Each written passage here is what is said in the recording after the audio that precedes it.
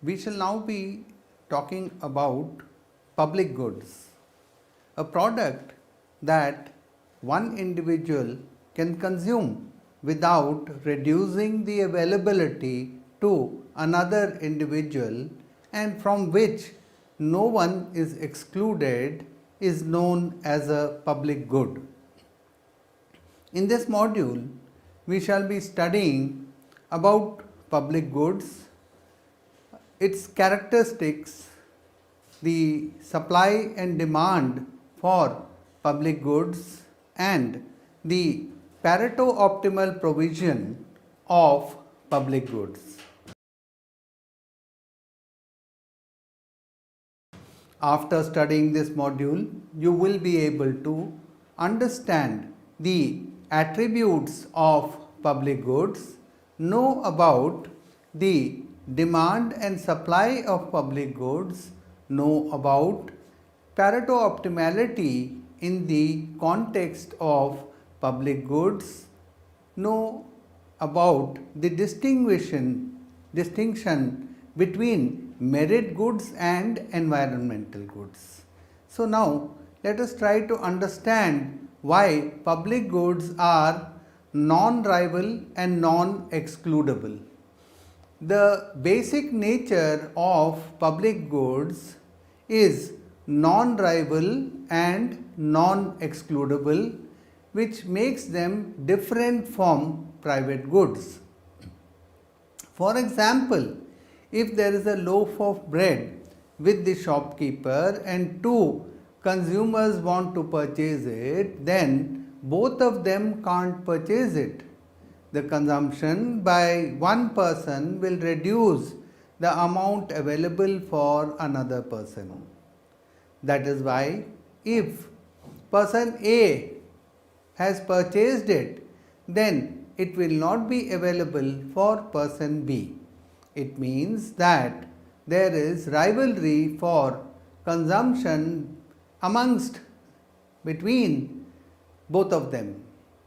In another example of a beautiful flower in a garden, if two people A and B want to enjoy the beauty of the flower and A has reached the garden before B, then he could be enjoying the beauty before B has done it.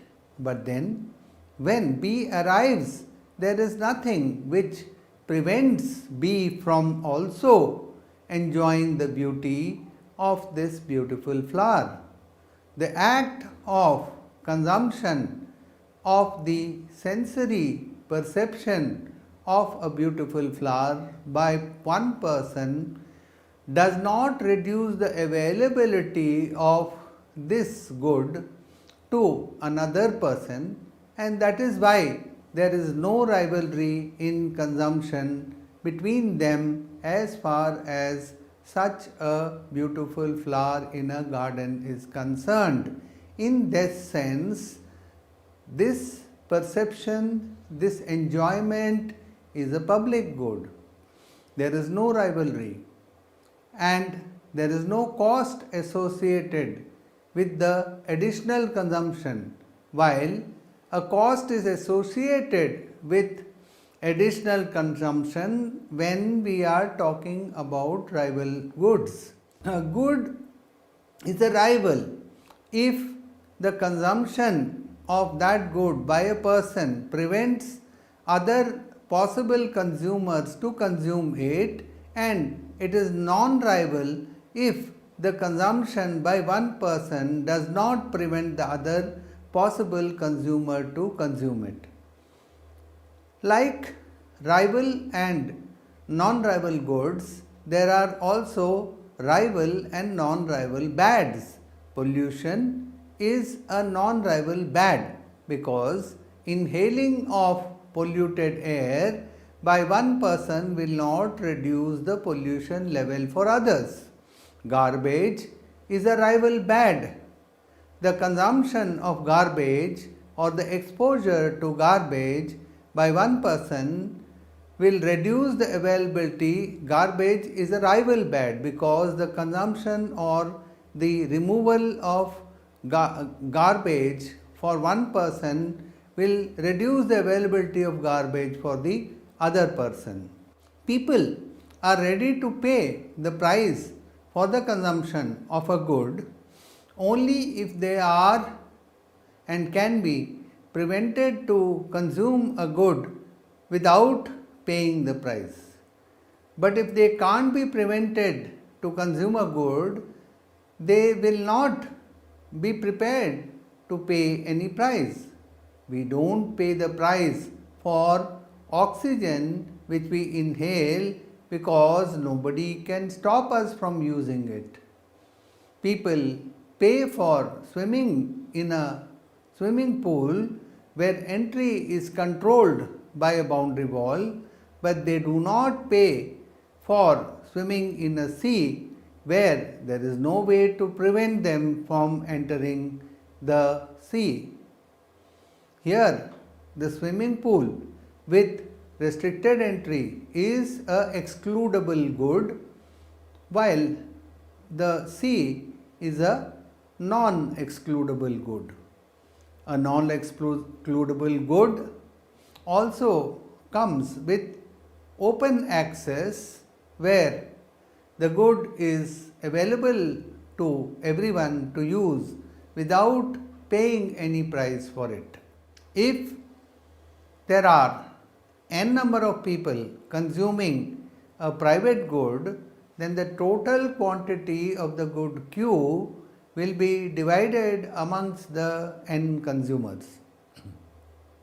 Assuming that C represents the consumption of each individual, then obviously C1 plus C2 plus C3 and so on up to Cn, when summated, when added, becomes equal to Q. While in the case of a public good, the quantity of that good available for each individual is the same, and that is equal to the total quantity of the public good. If G is the total quantity of the public good, then each individual from 1 to n has the same quantity available.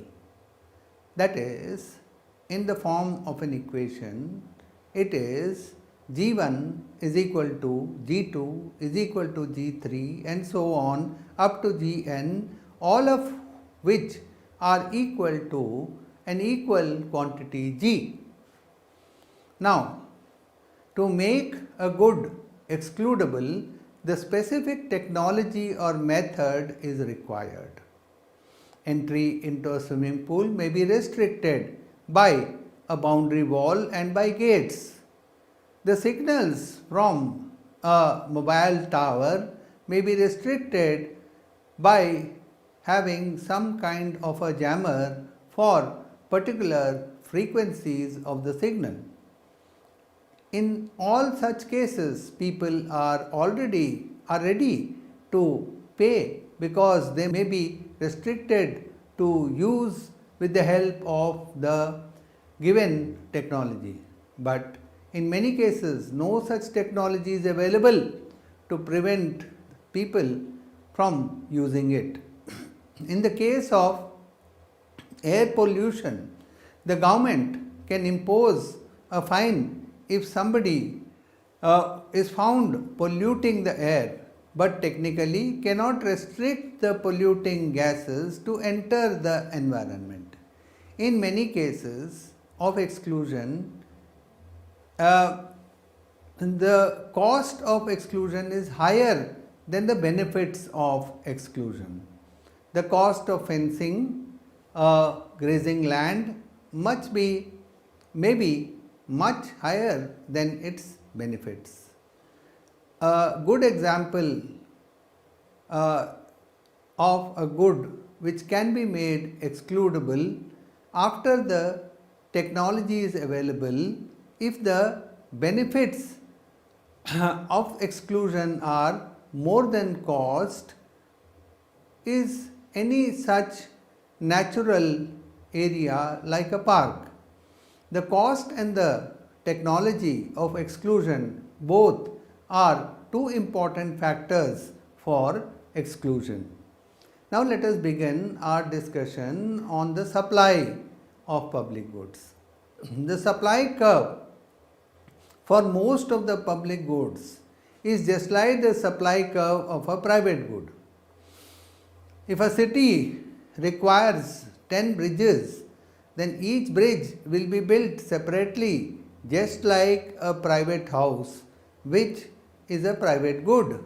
But after the completion of the private houses, the bridge will be used by individuals as rival goods. But in the case of a bridge, it will be used by all the people of the city and in a non-rival manner. The market supply X of such a public good will be horizontal summation of the individual supply curves. Therefore, we could sum up all the small x's which represent the individual supplies summed over the total possible sources of supply, and this would become capital X in equation 3, which is the summation of all such individual supplies. There are two exceptions to the standard summation formula: the weakest link rule and the best short rule. In the case of disaster, every member becomes equally important and the supply of the public goods will be measured according to the weakest chain. The protection from flood due to a nearby dam will depend upon the strength of the weakest point of the boundary of the dam. The supply of such public goods depends on the minimum strength of the boundary wall of the dam. Therefore, the aggregate supply becomes the minimum of all the supplies by all the producers. Therefore, capital X, which is the aggregate supply, would actually be equal to the minimum of all possible Xi's, and in equation 4 we can see that this spells out the weakest link. In case of the best short goods, the best result will determine the aggregate supply of the public good. A large number of researchers are working for treatment of HIV. The supply of the treatment of HIV will not depend on the results of all the researchers added together, but it will depend on the best result of amongst all the researchers. Therefore, X, capital X, which is the supply of the cure for HIV or AIDS, would be equal to the maximum of the Xi's, all the possible Xi's, and this is given in equation 5, and this is known as the best short approach. Next, we shall move on to the discussion about the demand for public goods. The derivation of market demand curve for public goods is different from that of private goods because of its non-rival nature. The consumption of a public good by one consumer does not affect the availability for others. We do not require making the bridge or the park separately for each individual. Therefore, we do not have to take the horizontal summation to derive the market demand from the individual demand curves, but take the vertical summation. The vertical axis measures the marginal willingness to pay by the consumer, MWTP. As all the consumers can simultaneously consume a non-rival good, we do not require to add all the quantities but to add their MWTP, the marginal willingness to pay. If Anish is ready to pay rupees 5,000 and Babita is ready to pay rupees 6,000 for making one park in the town, and then the aggregate demand shows 11,000 rupees as the marginal willingness to pay and as one as quantity.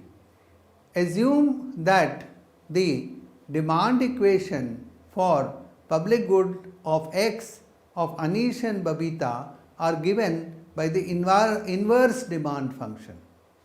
The inverse demand function is given in equation number 6.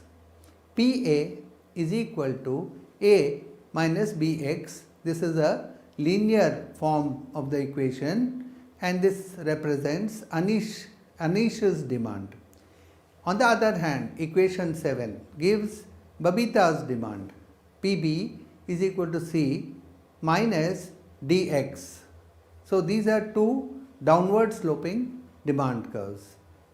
Adding equations 6 and 7, we get PA plus PB is equal to A plus C minus bracket B plus D into X, which is the aggregate demand.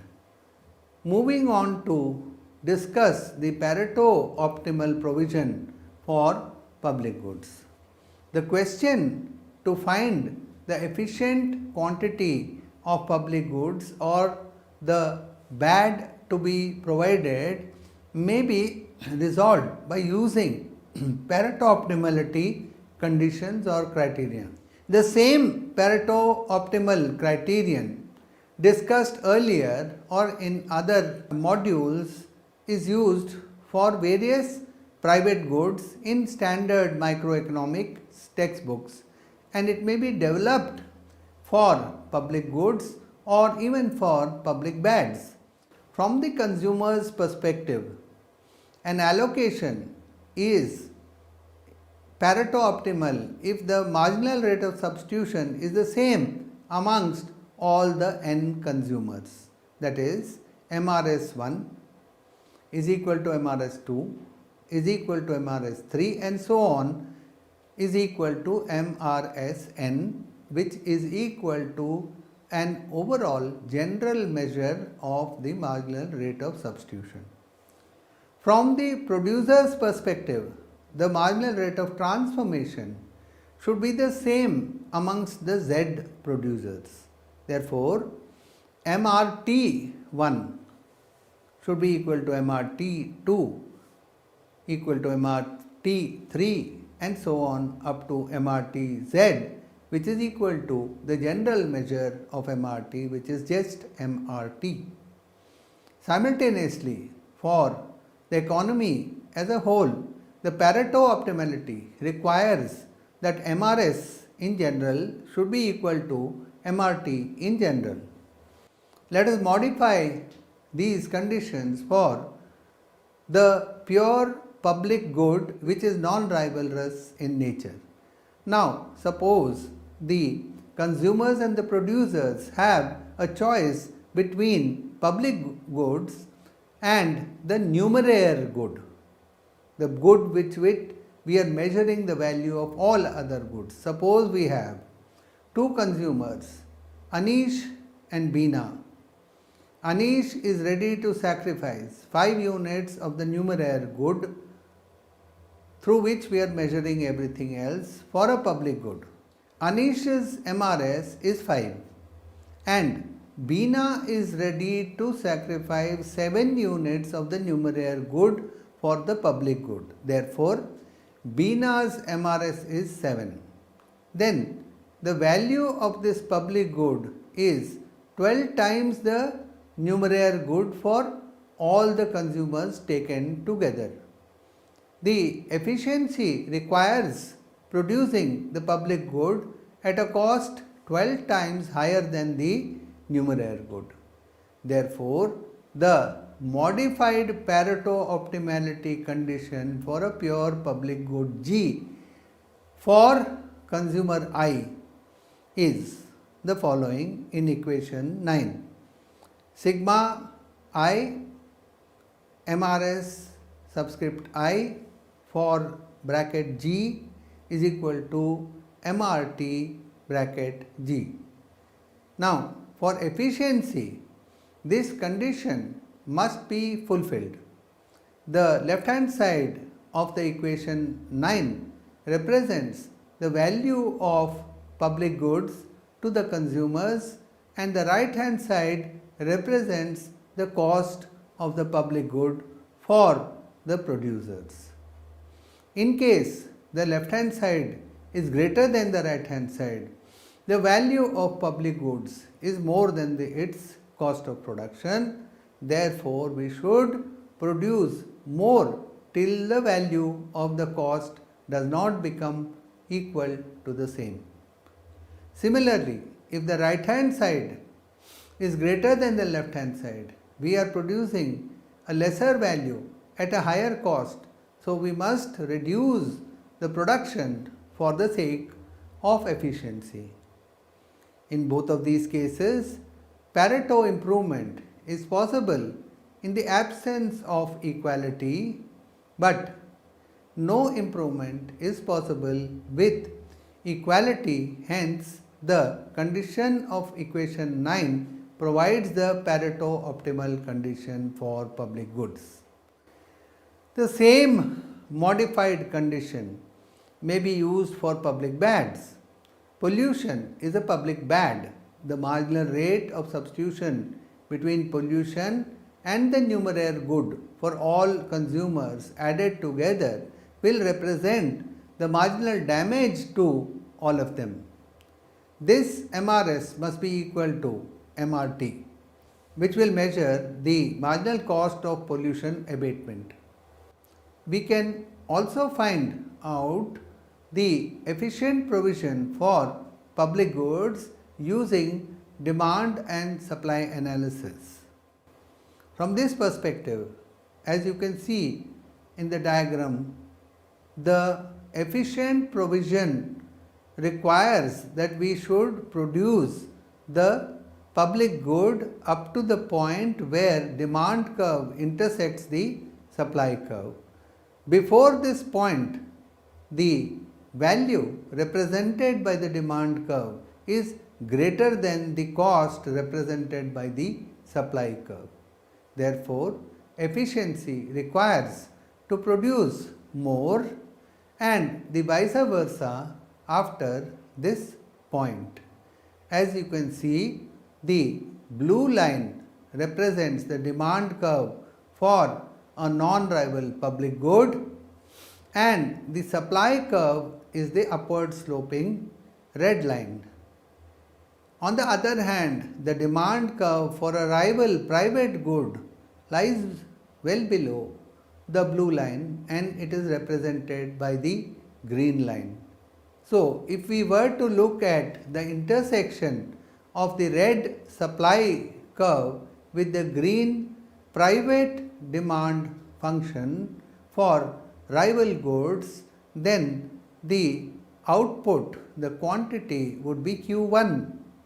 But because the demand for non-rival public goods is higher, therefore, at this point, it makes sense to increase the production of the quantity of the non-rival public good such that the quantity increases from Q1 to Q2, and at this point the red supply curve intersects the blue demand curve for non-rival public goods. Q2 is the efficient point for production of non-rival goods, while Q1 is an efficient point for production of rival goods. Therefore, the criterion remains the same, while the level of production changes depending upon whether the relationship, how the relationship is between the demand for a non-rival good vis-a-vis the supply curve in respect of a different demand curve which is for a rival private good for such private goods which are rivalrous in nature. So, in this diagram we have seen how efficient production of a public good can take place and how it compares with the production efficiency in the production of a private good. We will now understand what merit goods are and what environmental goods are. In the previous section, we discussed Pareto optimality provisions for public goods. The equality of equation 9 requires that marginal rate of substitution of the consumers, and similarly if we are using the equality of demand and supply curves again, it requires the demand by the consumers. In most of the public goods where the consumers have experienced them, so they can value them also. On the basis of these values, we can find the MRS and the demand curve. But in the case of merit goods, often consumers undervalue them. Merit goods generate positive externalities. With the positive externalities, marginal private benefit curve lies below the marginal social benefit curve, and the smaller quantity is produced and than the efficient level. Education is a merit good, and generally we underestimate its benefits. Normally we underestimate its long-term benefits, which goes from generation to generation. Similarly, demerit goods generate negative externality and we overproduce them. Cigarette is a demerit good and we generally underestimate the harmful effects on the health of non-smokers. Environmental goods do not enter into the market and it is very difficult for consumers to find a value for it. Most of the public goods are available around us and the consumer is aware of their benefits. Because of this awareness, they know their value and can evaluate or put a price tag to its benefits. But environmental goods have a different case. Most of the people are not aware of the benefits and they find it very difficult to put a price to its benefit, and generally they underestimate them. In both the cases, merit goods and environmental goods, when we underestimate the benefits, we are not achieving efficiency in their production. Generally, we underestimate them as most of the people fail to understand the benefits that arise from the hidden positive externalities. Now let us summarize what we have discussed in this module. The basic nature of public goods, non-rivalrous nature and non-excludable nature makes them different from private goods. The derivation of the market demand curve for a public good is different from a private good because it is non-rivalrous by nature. The consumption of a public good by one consumer doesn't affect the availability for the other. Environmental goods do not enter the market and it is very difficult for the consumer to find its value. Most of the public goods are available around us and the consumer is aware of their benefits. Merit goods and environmental goods, when we underestimate their benefits, we are not achieving efficiency in the production of both merit goods and environmental goods, which are responsible for giving us positive externalities.